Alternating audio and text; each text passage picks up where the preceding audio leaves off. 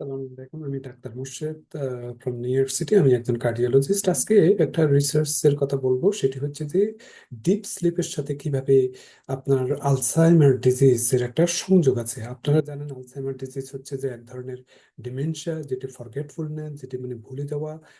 বিশেষ করে বয়স্কদের ক্ষেত্রে হয়ে থাকে যখন ব্রেইনের বিভিন্ন ধরনের কেমিক্যাল এবং সেলুলার লেভেলে যে অ্যাবনর্মালিটি দেখা দিয়ে থাকে, এবং পরবর্তীতে সেটি আপনার ব্রেইনের কগনিশনের উপর প্রভাব ফেলে থাকে, এবং যার ফলে এই ফরগেটফুলনেসটা হয়ে থাকে। তো এখানে যে রিসার্চটার কথা বলা হয়েছে সেখানে সেটি হচ্ছে যে স্লিপের সাথে কোনো সংযোগ আছে কিনা।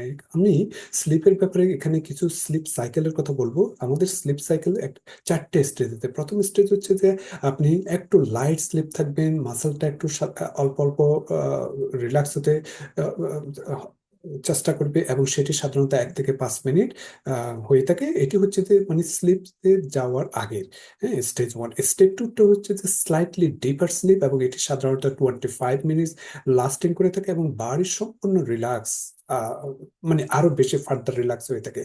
স্টেজ 3টা হচ্ছে যে deepest stage of the sleep. এই সময় heart rate, breathing, brain waves become very regular, এবং স্টেজ 3 কে আমরা অনেক সময় বলে থাকি স্লো ওয়েভ স্লিপ। এবং স্টেজ 4টা হচ্ছে যে র্যাপিড আই মুভমেন্ট স্লিপ, যেটাকে আমরা র্যাম স্লিপ বলে থাকি।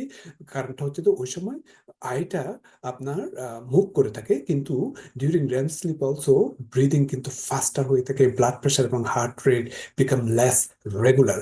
তো এই সাইকেলটা সাধারণত 4 থেকে 6 বার আপনার প্রতি রাত্রে প্রত্যেকের জন্য হয়ে থাকে। তো এখন যে রিসার্চটা দেখা হচ্ছে যে যে স্লিপিং যদি আপনার ডিপ স্লিপটা যদি লঙ্গার করে থাকেন, এবং সেটা যদি ডিস্টার্ব স্লিপ না হয়ে থাকে, তাহলে আপনার জন্য পরবর্তী দিন যখন ঘুম থেকে উঠবেন তখন সেটি অত্যন্ত ফ্রেশনেস নিয়ে আসবে।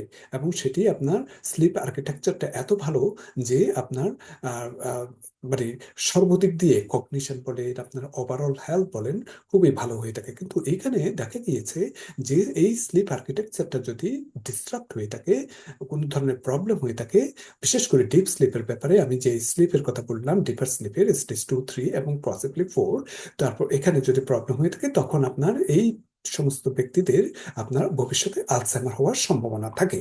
তো এই জন্য আমাদের যাতে র্যাম স্লিপটা ভালো হয়ে থাকে, যাতে আমাদের স্টেজ 2, 3 স্লিপটা যাতে ভালো হয়ে থাকে, সেদিকে আমাদেরকে খেয়াল রাখতে হবে, যাতে আমরা যাতে স্লিপ হাইজিনটা মেনটেন করতে পারি, এবং স্লিপ ভালো হওয়ার জন্য যত রকম বিভিন্ন ধরনের এনভায়রনমেন্টের দরকার, সেগুলো যাতে আমরা করতে পারি।